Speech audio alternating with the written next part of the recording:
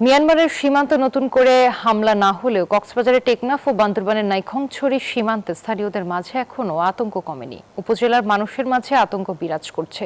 স্থানীয় প্রশাসন থেকে সীমান্তবর্তী এলাকার বসবাসকারীদের সর্বোচ্চ সতর্ক অবস্থানে থাকার জন্য বলা হয়েছে। রোহিঙ্গা অনুপ্রবেশ ও যে কোনো অনাকাঙ্ক্ষিত ঘটনা প্রতিরোধে নাফ নদী ও সীমান্ত সংলগ্ন জলসীমায় টহল এবং গোয়েন্দা নজরদারি জোরদার করা হয়েছে। দীর্ঘ সময় ধরে কিছুটা যুদ্ধবিরতি থাকলেও চলতি জুলাই মাসে মিয়ানমারের পরিস্থিতি আবার উত্তপ্ত হয়ে ওঠে। শতভাগ সতর্ক আছি। আমরা কিছু জনবল বৃদ্ধি করেছি। যদি কোনো রোহিঙ্গা আসতে চায় বা ওখান থেকে মায়ানমারের কোনো নাগরিক আসতে চায়, আমরা সতর্ক আছি। এ বিষয়ে বিস্তারিত জানবো, আমাদের সহকর্মী যুক্ত আছেন ইরফানুল হাসান। ইরফান, সীমান্তে আজকের কি চিত্র দেখছেন আর এলাকাবাসীরা কি বলছেন?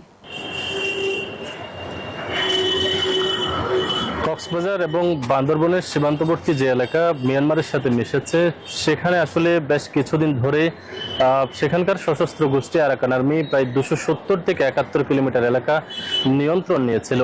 আর সে এলাকা পুনরুদ্ধারের জন্য সেখানে বিমান হামলা শুরু করেছে সেখানকার জান্তা বাহিনী। আর এর প্রভাব পড়ছে বাংলাদেশে। সেখানকার যে বম্বিং করা হচ্ছে কিংবা বিমান হামলা চালানো হচ্ছে, তারই ফলে কিন্তু প্রকম্পিত হচ্ছে বাংলাদেশের সীমান্ত এলাকা।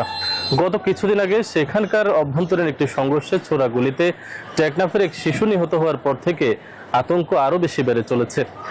গত বুধবার থেকে যে সংঘর্ষ শুরু হয়েছে, গত শুক্রবার নাগাদ সেই সংঘর্ষের খবর সেখানে চললেও সীমান্তে কিছুটা নীরবতা রয়েছে। অর্থাৎ সীমান্তে এখন পর্যন্ত সে ধরনের বড় ধরনের কোনো খবর কিংবা শব্দ এখন পর্যন্ত শোনা যায়নি। কিন্তু যারা সীমান্তে বসবাস করছেন তাদের মাঝে বেশ আতঙ্ক রয়েছে। তারা বলছেন যে কোনো মুহূর্তে আবারও সংঘর্ষ শুরু হলে টেকনাফ থেকে শুরু করে সীমান্তবর্তী অঞ্চলে যারা বসবাস করেন তাদের মাঝে এক প্রকার প্রাণহানির সম্ভাবনা থাকে।